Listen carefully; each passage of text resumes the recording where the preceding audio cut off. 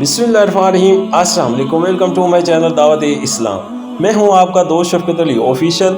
उम्मीद करता हूं कि आप सब लोग ईमान के आला दर्जे पे होंगे। सूरह यूनुस की आयत नंबर 99 का तर्जुमा, अगर तेरे रब की मशीयत ये होती कि ज़मीन में सब मोमिन फर्मा बरदार ही हो तो सारे अहले ज़मीन ईमान लिए आए होते, फिर क्या तू लोगों को मजबूर करेगा कि वो मोमिन हो जाएं। सूरह यूनुस हाशिया नंबर 101।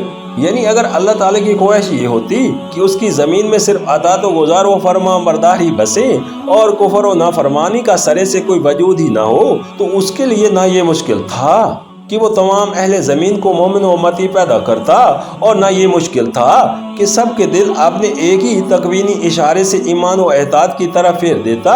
मगर नौ इंसानी के पैदा करने में जो हकीमाना गर्द इसके पेश नज़र है, वो इस तख्लीकी व तकवीनी जबर के इस्तेमाल से फौत हो जाती है। इसलिए अल्लाह ताला खुद ही इंसानों को ईमान लाने या ना लाने और एहतियात इख्तियार करने या ना करने में आज़ाद रखता है। सूरह यूनुस हाशिया नंबर 102। इसका ये मतलब नहीं है कि नबी करीम सल्लल्लाहु अलैहि वसल्लम लोगों को ज़बरदस्ती मोमिन बनाना चाहते थे और अल्लाह ताला आपको ऐसा करने से रोक रहा था। दरअसल इस फिक्रे में वही अंदाज़े बयां इख्तियार किया गया है जो कुरान में बाकसरत मकामात पर हमें मिलता है कि ये खिताब बज़ाहिर तो नबी करीम सल्लल्लाहु अलैहि वसल्लम से होता है, मगर असल में लोगों को वो बात सुनानी मकसूद होती है जो नबी को खिताब करके फरमाई जाती है।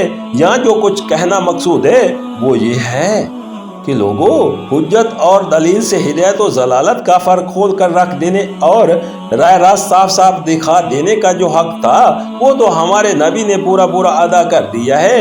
अब अगर तुम खुद रास्त रवा बनना नहीं चाहते और तुम्हारा सीधी राह पर आना सिर्फ उसी पर मौकूफ है कि कोई तुम्हें ज़बरदस्ती राह रास्त पर लाए, तो तुम्हें मालूम हो जाना चाहिए कि नबी के सबूर ये काम नहीं किया गया है। ऐसा जबरी ईमान अगर अल्लाह को मंजूर होता तो उसके लिए उसे नबी भेजने की ज़रूरत ही क्या थी। ये काम तो वो खुद जब चाहता कर सकता था।